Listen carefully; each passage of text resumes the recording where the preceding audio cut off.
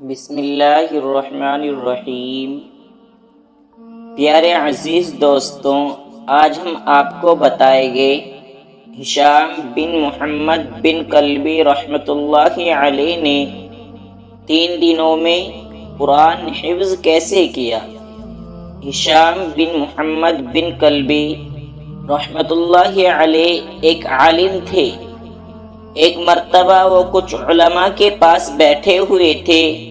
ان علماء نے آپس میں گفتگو کی کہ فلاں عالم ہے، فلاں حافظ ہے اور فلاں عالم بھی ہے، حافظ بھی ہے۔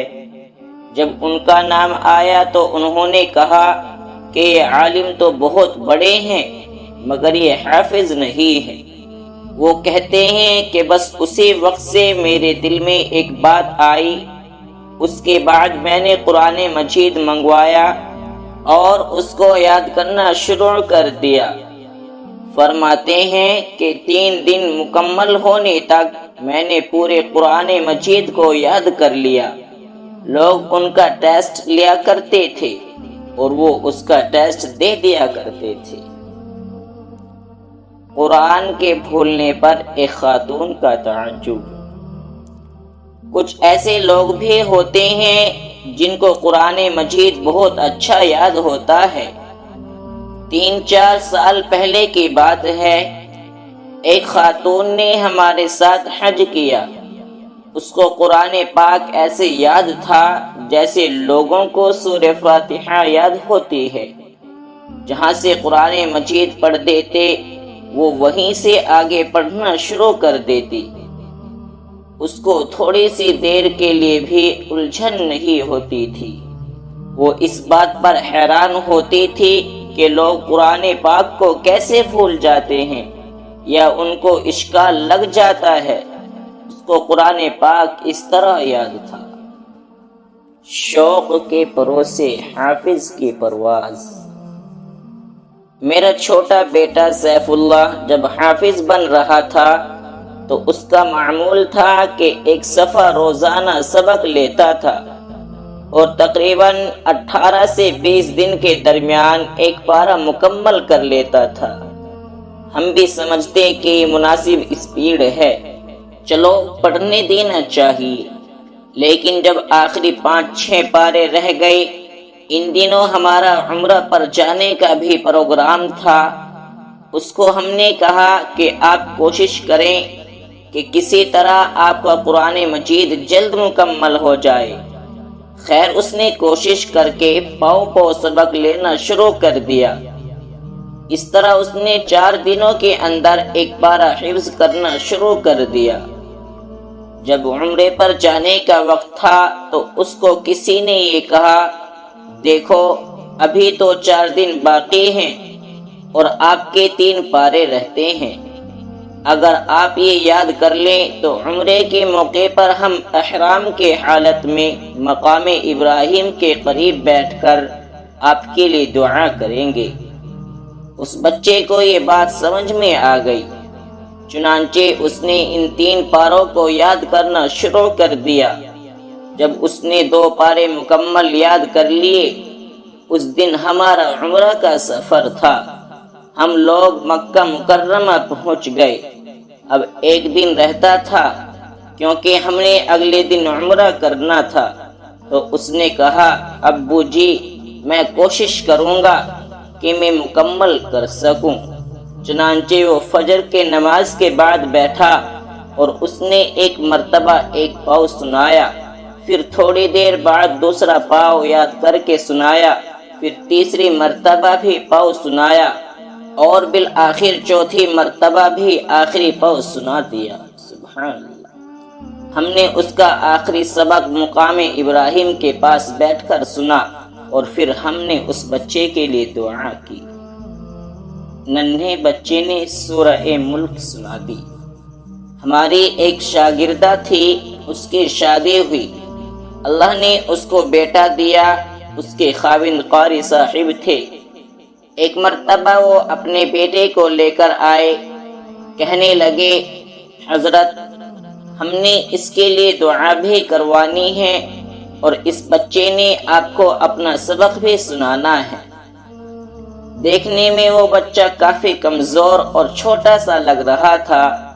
میرے دل میں یہ خیال آیا کہ یہ بچہ کلمہ پڑھے گا یا پھر کوئی چھوٹی سی سورت پڑھے گا، یہی اس کا سبق ہوگا۔ لیکن جب میں نے اس سے کہا پڑھو تو اس کے والد صاحب نے کہا کہ اس کی امی نے کہا ہے کہ حضرت صاحب کو کھڑے ہو کر سنانا ہے۔ ہم نے کہا ٹھیک ہے، اس کو کھڑا کر دیں۔ وہ بچہ اتنا چھوٹا تھا کہ وہ اپنے دونوں پاؤں پر خود کھڑا بھی نہیں ہو سکتا تھا۔ اس سے آپ اندازہ لگائیں کہ اس بچے کی عمر کتنی چھوٹی تھی کہ جو بچہ اپنی چاہت اور شوق سے کھڑا بھی نہیں ہو سکتا، اس قدر وہ چھوٹا بچہ تھا۔ میں نے ان سے کہا کہ اس کو بٹھائیں تاکہ یہ سبق سنائے۔ انہوں نے کہا کہ اس کی امی نے کہا ہے کہ یہ کھڑا ہو کر سبق سنائے گا۔ ہم نے کیا کیا، 2 گول تکیے منگوائے اور دیوار کے ساتھ لگا دیے اور اس بچے کو درمیان میں کھڑا کر دیا کہ چلو تم درمیان میں کھڑے ہو کر تکیے سے ٹیک لگا لو اور پھر ہمیں سبق سناؤ۔ چنانچہ اس نے تکیے سے ٹیک لگائی اور اس کے بعد اس بچے نے اپنا سبق پڑھنا شروع کر دیا۔ اتنے چھوٹے سے بچے نے جو اپنے پاؤں پر کھڑا بھی نہیں ہو سکتا تھا، تبارک الذی سے پڑھنا شروع کیا اور پوری کی پوری سورہ ملک اس نے زبانی سنا دی۔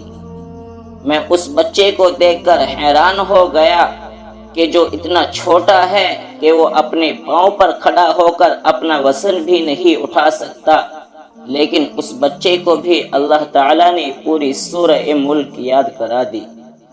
حفظ قرآن کا تعلق شوق اور لگن سے ہے۔ قرآن مجید کا کمپیوٹر۔ ایک مرتبہ کراچی میں ایک تقریب نکاح میں ہم حاضر ہوئے۔ نکاح کے بعد ایک عالم سے ملاقات ہوئی۔ ہمارے دوستوں نے ان کا تعارف کرایا کہ جی یہ قرآن مجید کا کمپیوٹر ہے۔ یہ سن کر اول تو میں نے دل میں سوچا کہ پتہ نہیں کیوں ان کے بارے میں ایسا لفظ کہا گیا کہ یہ قرآن مجید کے کمپیوٹر ہیں۔ بس یہی کہہ دیتے کہ اچھے قاری ہیں، اچھے حافظ ہیں۔ اتنے میں 10-12 حافظ وہاں اکٹھے ہو گئے۔ وہاں پتہ چلا کہ ان کو قرآن مجید کا کمپیوٹر کیوں کہا جاتا ہے۔ ایک شخص نے ان سے سوال پوچھا، حضرت فتکونا کا لفظ قرآن مجید میں کہاں کہاں آیا ہے؟ فتکونا کا لفظ سنتے ہی انہوں نے فوراً کہنا شروع کر دیا کہ فلاں پارہ، فلاں رکوع، فلاں آیت نمبر میں 1 مرتبہ ہے، دوسری جگہ پر فلاں پارہ، فلاں رکوع اور فلاں آیت نمبر میں یہ لفظ آیا ہے۔ پھر تیسری جگہ پر بھی بالکل ٹھیک نشاندہی کی۔ غرض قرآن مجید میں فتکونا کا لفظ جہاں جہاں تھا وہ اس کی نشاندہی بھی کرتے، پارہ، رکوع اور آیت نمبر بھی بتا دیتے، اور اسی وقت یہ بھی بتا دیتے کہ قرآن مجید میں یہ لفظ کہاں کہاں موجود ہے۔ ان کو دیکھ کر مجھے بڑی حیرانی ہوئی۔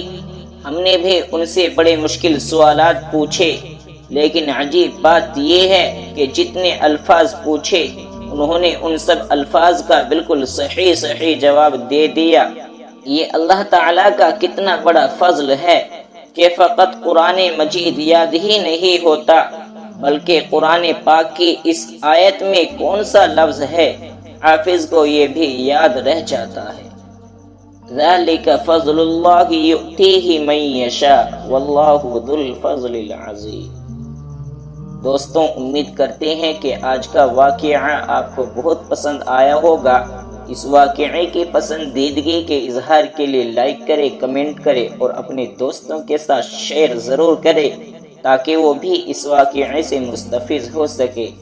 اور اگر آپ ہمارے چینل پر نئے ہیں تو چینل کو سبسکرائب کر کے بیل نوٹیفیکیشن کو آن کر لیں تاکہ آنے والی ویڈیوز کا نوٹیفیکیشن آپ کو بر وقت ملتا رہے۔ اسی کے ساتھ اگلے ویڈیو تک دے اجازت، تب تک کے لیے فی امان اللہ، وما علینا الا البلاغ۔